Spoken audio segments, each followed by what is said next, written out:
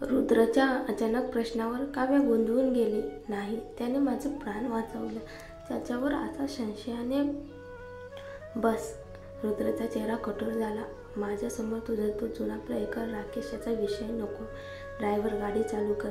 काव्याला काहीतरी सांगायचं होतं, पण रुद्रच्या थंड कटाक्षाने तिचे शब्द गिळले गेले. तो तिच्या स्पष्टीकरणात अजिबात रस दाखवत नव्हता. घरी पोहोचल्यावर रुद्र वेगाने घरात शिरला. मागे उभी राहिलेली काव्य हळूच पुटपुटली, मी तुझ्या इतकी नीच नाहीये. रुद्र थांबला, मागे वळला आणि तिच्यावर घाणेरडा संशय घेत म्हणाला, काव्या, अजूनही तू नाकारतेस का की तुझ्या पोटातलं बाळ राकेशचं नाही? जो माणूस तुला इतका द्वेष करतो तो अचानक तुला रुग्णालयात घेऊन का गेला? असं वाटत तर तुला हे बुडाचं आहे, माझा आणि राकेशचं काहीच नव्हतं. काव्या घाबरत म्हणाली. रुद्र खोचक हसला. कोण असं वेड्यासारखं एखाद्या अनोळखी बाळासाठी धावून येईल? तोच त्याचा बाप असणार. नाही, मी सांगते ना, हे बाळ तुझंच आहे.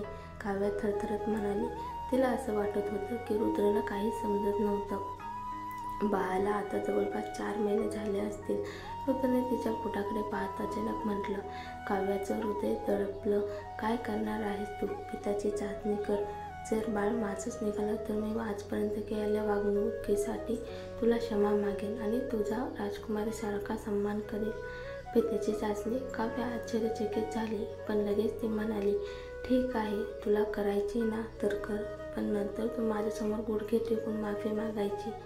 तुझं धाडस पाहून आश्चर्य वाटते. ठीक आहे, मग चला. रुद्र हसला, पण ते हसू हृदयातून नव्हतं. त्या रात्री रुद्र झोपायला गेला, पण त्याच्या मनात एकच प्रश्न घोळत होता, ती खरंच इतकी धेटूक आहे की हा सुद्धा नाटकाचाच भाग आहे? काव्य संतप्त होऊन खोलीत आले आणि मोबाईलवर पित्याची चाचणी याविषयी शोधू लागली. तिला कळालं की त्यासाठी ॲनिओसेटेसिस करावी लागेल, म्हणजे पोटातून गर्भजल काढावं लागेल, जे अतिशय धोकादायक होतं. वाचता वाचता तिच्या हातांना थरथर आले. अनेक मातांनी लिहिलं होतं की अशा चाचणीमुळे त्यांची अपत्ये दगावली होती. मी असं काही होऊ देऊ शकत नाही. तिच्या डोळ्यात अश्रू तरळले. रात्रभर ती जागी होती. तिच्या स्वप्नामध्ये सतत तिच्या बाळाचं नुकसान होत होतं. सकाळी रुद्र तिच्या खोलीत आला. चल, हॉस्पिटलमध्ये वेळ ठरली आहे.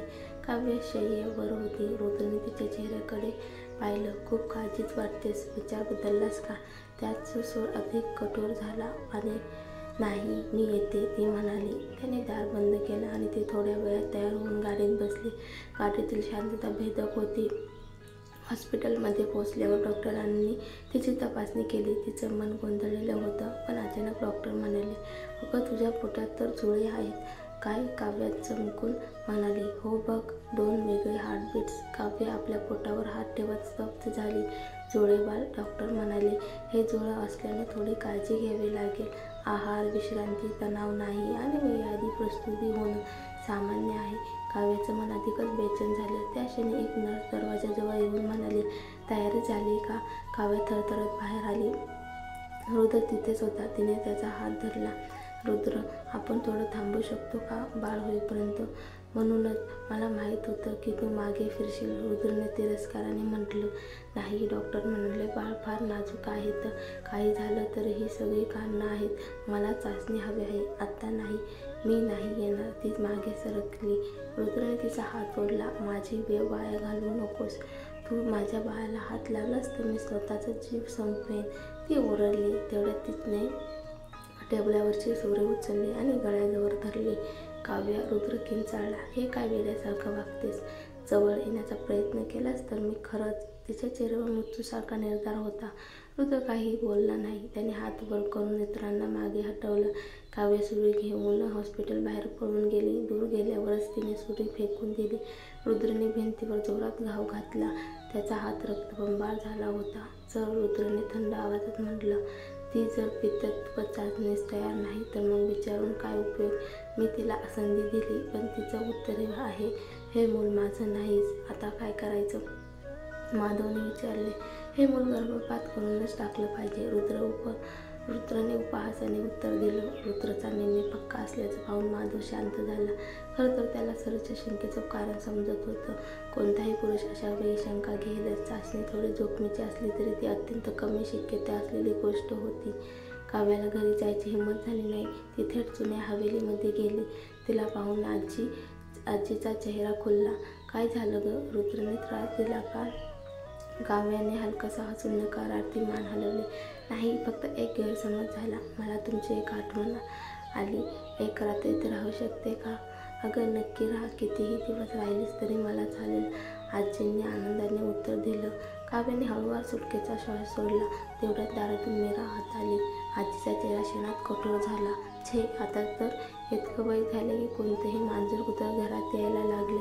हे घर दिवसेंदिवस अशुद्ध होते. मीरा पटकन म्हणाली, आजी असं काही नाही. माझ्याशी आजी म्हणून बोलू नकोस. मी फक्त ऐकलं होतं की तुमच्या खांद्याला त्रास आहे आणि मी वैद्यकीय शिक्षण घेतलं म्हणून विचार केला की मसाज करावा. माझी खुशामत नको करूस. मीरा थोडा वेळ गप्प राहिली. मग ती म्हणाली, तुमचं वय माझ्या आजी इतकंच आहे आणि मी घरीही जाऊ शकत नाही. मला वाटलं जसं मी माझ्या आजीची सेवा करते तशी तुमचीही करू. कृपया परवानगी द्या. ती आजीच्या हाताला स्पर्श करून जवळ बसली.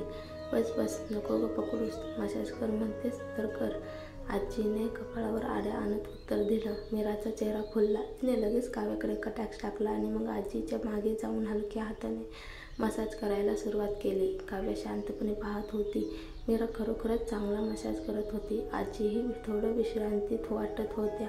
मीरा अधिक उत्साहित होऊन म्हणाली, तुमचे मणक्याचे स्नायू अजूनही मजबूत आहेत. थोडी काळजी घेतली तर अजिबात त्रास होणार नाही. मी रिकामीच असते. तुम्ही सांगितले की मी येईन मसाजसाठी. आजीने काही उत्तर दिलं नाही, पण त्यांनी नकारही दिला नाही. मीरा पुढे म्हणाली, मॅडमनेही सांगितलं की जेव्हा त्या पहिल्यांदा या घरात आल्या तेव्हा तुम्ही त्यांना खूप विशेष वागणूक दिली. त्या नेहमी तुमचा उपकार मानतात. हे ऐकताच आजी अचानक उठल्या. खरंच तिने असं काही म्हटलं? मीरा घाबरून गेली. हो, ती म्हणाली की आजी थंड हसल्या. मस्त, जा तिच्याकडे आणि सांग मी अजून विसरले नाही की ती कशी वागली माझ्याशी. आम्ही दोघींनी एकमेकांच्या आयुष्याला त्रासच दिला आहे. काव्याला हे ऐकून थोडं विचित्र वाटलं. मीरा अजून तिथेच उभी होती. अजून काय उभी आहेस? जा आणि सांग तिला, आजीने जोरात ओरडलं. मीरा घाबरून पळाली. काव्याच्या चेहऱ्यावर एक लपलेलं हसू आलं. मीराचं असं लज्जास्पद चुकणं कधी तिच्या हुशारीवर भारी पडायचं. मनीषाच्या तोंडून जे बाहेर पडलं ते उपहास होतं, पण मीरा समजूनच गेली की प्रेम होतं. बाहेर आल्यावर मीराच्या चेहऱ्यावर खिन्नता होती. तिला वाटलं की आजीचं मन जिंकेल, पण उलट अपमानच झाला. तेवढ्यात मनीषा आली. काय झालं? मीरा गप्प राहिली. मनीषाने रागाने विचारलं, बोल ना. मीराने घाबरत घडलेला प्रसंग सांगितला. मनीषाचा चेहरा आधी पांढराच पडला, मग लाल झाला. अगं मूर्ख, तुला वाटतं काय की तू काव्यासारख्या लोकांची मर्जी मिळवू शकशील? तू ती नाहीस आणि त्या म्हातारीशीच माझं शत्रुत्व आहे. संपूर्ण गायकवाड कुटुंबाला माहीत आहे. मीरा लाजली. माफ करा, मला माहीत नव्हतं. झाले ते जाऊ दे, पण तू अजून ऋतूजवळ का गेली नाहीस? एकदाच संधी मिळते आणि तू वाया घालवतेस. मीरा रडवेली झाली. त्या दिवशी मी त्याला औषध दिलं होतं, पण त्याला काहीच आठवत नाही आणि मी काहीच करू शकले नाही. काय, त्याने तुला हातही लावला नाही? मनीषा थक्क झाली. मीरा लाजून म्हणाली, तो बेशुद्ध पडला आणि मी काही करू शकले नाही. मनीषाने रागाने हात झटकला. तू अगदी फालतूपणा करतेस. ती रागाने निघून गेली. मीरा एकटीच तिथे उभी होती. ओठ चावून स्वतःला दोष देस. तेवढ्यात म्हणजे रुद्रने तुला स्पर्शही केला नाही? काव्याचा आवाज मागून आला. मीराला वाटलं तिच्यावर आभाळच कोसळलं. काव्या तिच्यापर्यंत येत म्हणाली, मी फक्त इथे येत होते, पण इतकी गुपितं ऐकायला मिळाली म्हणजे नशीबच म्हणायचं. मीराचा चेहरा उतरला, पण तेवढ्यात काव्याचा नजर तिच्या पोटावर गेली. मीरा, मी सतत विचार करत होते, जर तुझंही बरोबर पण माझ्या सुमारासच झालं असतं तर तुलाही आता थोडं पोट दिसायला लागलं असतं, पण तुझं पोट तर अगदी सपाट नाही. मीरा थोडी घाबरली. काव्या पुढे म्हणाली, माझं लक्ष आहे. त्या दिवशी मी तुला मॉलमध्ये एका पुरुषासोबत पाहिलं होतं. त्या आधारावर असं वाटतं की हे मूळ रुद्रचं नाहीच. बरोबर? खोटं, तू खोटं बोलतेस. मीराने पटकन ओरडून थांबवायचा प्रयत्न केला, पण तिचा चेहरा इतका अपराधी दिसत होता की काव्याची शंका अधिकच वाढली. मीरा रागाने विचारायला लागली, काय, तू हे सगळं रुद्राला सांगणार आहेस का?